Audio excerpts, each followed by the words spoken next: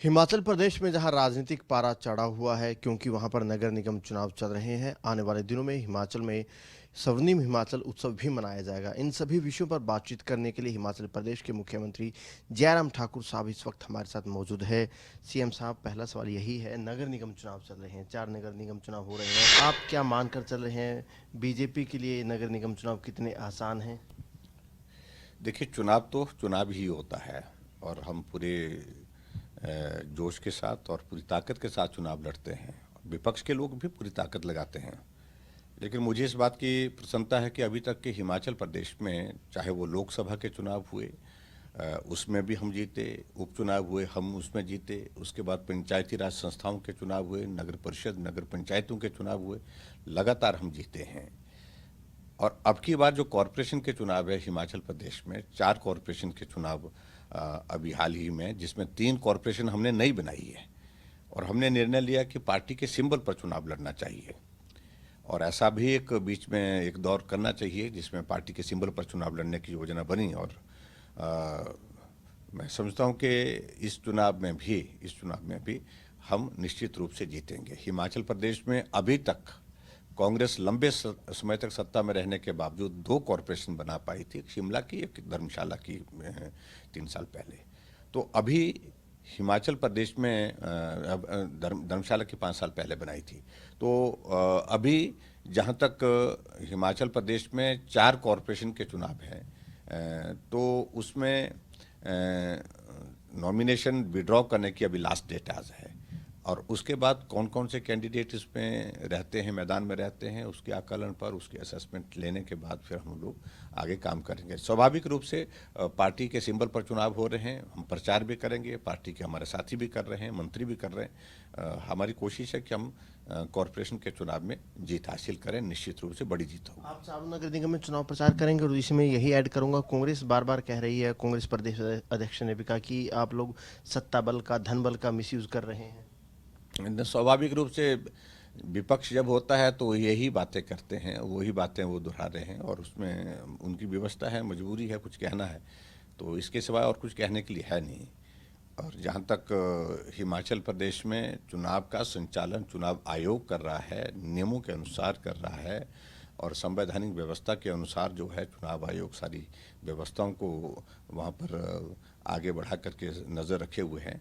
तो इसलिए उनको ऐसी बातों पर जाने की आवश्यकता नहीं, क्योंकि चुनाव हारने का डर है, इसलिए ये आरोप जो लगाने की कोशिश कर रहे हैं ये बेबुनियाद है। आपके चुनाव प्रचार के कार्यक्रम किस तरीके के रहेंगे? कब से चुनाव प्रचार करेंगे?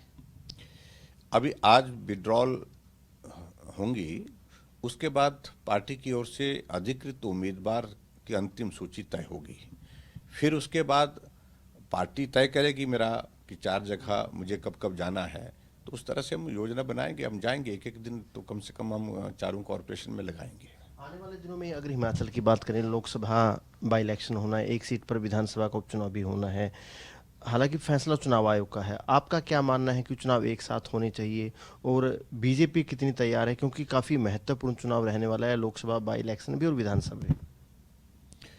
देखिए, निश्चित रूप से चुनाव महत्वपूर्ण है ये, क्योंकि एक उपचुनाव विधानसभा का है, एक उपचुनाव जो लोकसभा का है। दोनों उपचुनाव में स्थिति यह है कि एक विधायक की सीट जो खाली हुई है वो कांग्रेस के पास थी और लोकसभा की जो सीट है वो भारतीय जनता पार्टी के पास थी, मंडी वाली। ऐसी सूरत में जब चुनाव की तारीखें तय होंगी, उसके बाद फिर चुनाव आयोग जो शेड्यूल देगा उस शेड्यूल के मुताबिक हम निर्णय करेंगे और पार्टी के कैंडिडेट डिक्लेयर करेंगे और उसके बाद उसमें पूरी ताकत लगाएंगे और मैं उम्मीद करता हूं कि उसमें भी हम जीत हासिल करेंगे, पूरा मुझे विश्वास है। लेकिन कांग्रेस कह रही है कि चाहे निगम इलेक्शन है, चाहे आने वाले दिनों में बाई इलेक्शन है, कांग्रेस के पास मुद्दों की कमी नहीं है। आप लोगों का आधे से ज़्यादा कार्यकाल जा चुका है, लेकिन पूरा विकास हिमाचल में नहीं हुआ। आप लोगों ने प्रदेश को कर्जवान बना दिया। कांग्रेस ये भी कह रही है, आपने 50,000 करोड़ से ज़्यादा का बजट पेश किया, लेकिन कांग्रेस कह रही है कि जब प्रदेश पर इतना कर्ज आ चुका है तो प्रदेश विकास कैसे करेगा? रोजगार प्रदेश में मिल नहीं रहा। इसके अलावा जो विशेष राज्य का दर्जा था, आप लोगों ने उसको भी खत्म करने का काम किया। इस तरह के कई आरोप कांग्रेस लगातार आप लोगों पर हमलावर है। कहीं भी कांग्रेस जो है वो तथ्यों के आधार पर बात नहीं कर रही है। कर्ज कांग्रेस की सरकार के दौरान जब मुझे सत्ता हासिल हुई तो उस वक्त जो है कांग्रेस का लगभग 50,000 करोड़ रुपए का ऋण तो उनके समय का है। और ये ऋण आज पहली बार लिया जा रहा है ऐसा तो है नहीं। प्रदेश में कांग्रेस की सरकार रही, चाहे पूर्व में भाजपा की सरकार रही, सभी सरकारें ऋण लेती रही हैं और नियमों के अनुसार हम भी ऋण ले रहे हैं। और हमारी व्यवस्था इसलिए ऋण लेने की है क्योंकि कांग्रेस ने इस कदर ऋण हिमाचल प्रदेश में लेकर के रखा हुआ है जिसकी अदायगी करना हम किसी भी तरह से संभव नहीं है। अगर हम ऋण ना लें तो ऋण लेकर के उसकी अदायगी वापस करनी पड़ रही है। और ये मैं कहना चाहता हूँ जो कांग्रेस का लिया हुआ ऋण है, आने वाले 5 साल में 50,000 करोड़ रुपए तो ऋण चुकता करना पड़ेगा। और उसके लिए स्वाभाविक रूप से हिमाचल जैसे प्रदेश जहां आपकी आय के साधन जो है बहुत सीमित है, वहां आपको ऋण लेने के सिवा कोई और रास्ता नहीं है। दूसरे, जहां तक विकास की बात, हम विकास को किस प्रकार से करना है इस बात को लेकर के कांग्रेस के लोगों को कहने की आवश्यकता नहीं है। हमने 3 सालों में काम किया है। कोविड का संकट आया, कोविड के संकट से इकोनॉमी प्रभावित हुई है प्रदेश की, लेकिन इसमें फिर भी उसके बावजूद हमने बजट प्रस्तुत किया, उसमें हमने हर तरह से हर क्षेत्र में विकास की संभावनाएं जीवित रखी है।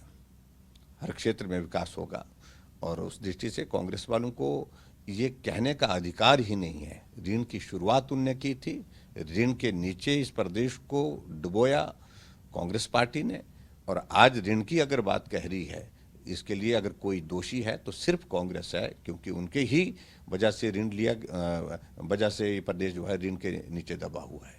अगर बात करें, कोरोना की बात कर लेते हैं क्योंकि होली आ चुकी है। होली को लेकर प्रदेश सरकार की तरफ से कितनी सख्त हिदायतें दी गई है, और क्योंकि जिस तरीके से केसेस बढ़ रहे हैं, कल भी 500 से ज़्यादा केस हिमाचल में कोरोना के आए, तो आने वाले दिनों में कितनी सख्ती बरती जा सकती है? देखिए, पिछले कुछ अरसे से हम देख रहे हैं पूरे देश भर में कोविड के मामलों में बहुत तेज़ी से बढ़ोतरी हुई है। और हिमाचल प्रदेश में पिछले कल हमारे हिमाचल में 350 एक्टिव केस आए हैं और हम 2000 से पार कर चुके हैं एक्टिव केस के मामले में हिमाचल प्रदेश में। और अब की बार ये चिंता का विषय जरूर है कि जो एक्टिव केस जो आ रहे हैं, जो केसेस आ रहे हैं, बहुत फास्ट आ रहे हैं, तेज़ी से आ रहे हैं। इसलिए संभावना लग रही है कि तेज़ी से संक्रमण फैल रहा है। जो सख्ती करने की ज़रूरतें थी वो हमने करने के आदेश दिए हैं। जहाँ तक होली की बात है, होली के लिए मैं सभी प्रदेशवासियों को शुभकामनाएं देता हूँ, लेकिन हमने एक निर्णय लिया है कि अब की बार होली जो है एक समारोह के रूप में जिस प्रकार से हम कार्यक्रम आयोजित करते थे उस प्रकार से हम ना करें, क्योंकि कोविड के मामले बहुत ज़्यादा। और होली तो त्यौहार ऐसा है जिसमें एक दूसरे के साथ जो है वो मिल करके इस त्यौहार को मनाना होता है, रंग लगाना होता है, तो कांटेक्ट जो है वो बहुत ज़्यादा आपका हो जाएगा। ऐसी सूरत में हमने यही कहा है कि होली के इस अवसर को मनाइए, परिवार के साथ मनाइए, घर के अंदर मनाइए, घर के साथियों के, घर के परिवार के सदस्यों के बीच में मनाइए, लेकिन समारोह के रूप में होली का आयोजन नहीं किया जाएगा। लेकिन जैसे केस बढ़ रहे हैं कई राज्यों में, अगर बात करें, कर्फ्यू लगाया है, नाइट में कर्फ्यू लगाया गया, थोड़ा बहुत लॉकडाउन भी लगाया जा रहा है। हिमाचल में ये सख्ती बरती जा सकती है, चाहे नाइट कर्फ्यू की बात करें, थोड़ा बहुत लॉकडाउन की बात करें। देखिए, लॉकडाउन की दिशा में हम अभी तक नहीं जाना चाह रहे हैं, क्योंकि आखिरकार इकोनॉमी को भी हमने सरवाइव करवाना है, ये भी बहुत आवश्यक है। पिछला साल हमारा पूरा टूरिस्ट सीजन तबाह हुआ, इकोनॉमी भी तबाह हुई, नुकसान हुआ बहुत ज़्यादा। ऐसी सूरत में हम थोड़ा विचार कर रहे हैं, लेकिन अगर बहुत सिचुएशन ऐसी आएगी, बहुत सारे मामलों में बढ़ोतरी होगी कोविड के, तो उस पर विचार करने की बात जब आएगी तब सोचेंगे। लेकिन फिलहाल हम लॉकडाउन नहीं लगाएंगे। और कर्फ्यू के सिलसिले में भी अभी तक हम इसी बात को लेकर के हमने कंटेनमेंट जोन प्लान किए हैं, जो पर्टिकुलरली जो हमारा बॉर्डर एरिया है, जिसमें ऊना बहुत ज़्यादा तेज़ी से बढ़ रहा है, कांगड़ा में बढ़ रहे हैं, सोलन सिरमौर में बढ़ रहे हैं, जो हमारा एडजॉइनिंग स्टेट के साथ।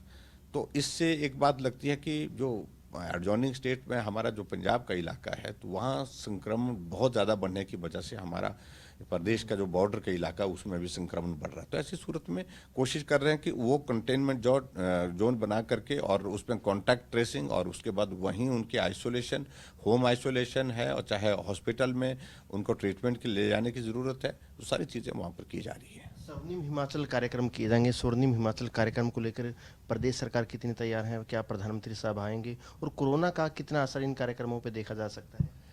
देखो अभी तो कोविड का असर तो हम देख रहे हैं, ये थोड़ा चिंता का विषय है, हमारी तैयारी है। फिर भी उसके बावजूद भी मैं इतना ज़रूर कहना चाहता हूँ कि आदरणीय प्रधानमंत्री जी से हमने निवेदन किया है, लेकिन उनका शेड्यूल बहुत व्यस्त भी चल रहा है। अभी चुनाव को देखते हुए, चाहे वेस्ट बंगाल है, असम है, जो 5 स्टेट के चुनाव हैं, तो उसमें व्यस्त शेड्यूल है। तो अब बात करेंगे, और कोविड ने थोड़ा सोचने पर विवश किया है, हो सकता है हम थोड़ा आंशिक परिवर्तन अपने कार्यक्रम में करें। बिल्कुल, सीएम साहब ने खबरें अब तक से सभी विषयों पर खुलकर बात की, चाहे नगर निगम चुनाव हो। नगर निगम चुनावों में जहां बीजेपी की जीत को लेकर आश्वस्त दिख रहे हैं, वहीं होली की शुभकामनाएं भी मुख्यमंत्री की तरफ से दी गई है। वहीं ये भी कहा गया है कि लोगों को भी कहीं ना कहीं कोरोना के प्रभाव को देखते हुए थोड़ा बचकर इस बार होली मनानी चाहिए। कैमरामैन जतिन के साथ अनिल मोर, खबरें अभी तक, चंडीगढ़। अगर आपको हमारा ये वीडियो पसंद आया हो तो पेज को लाइक और शेयर करें और इसी तरह की हर वीडियो सबसे पहले पाने के लिए चैनल को सब्सक्राइब करें।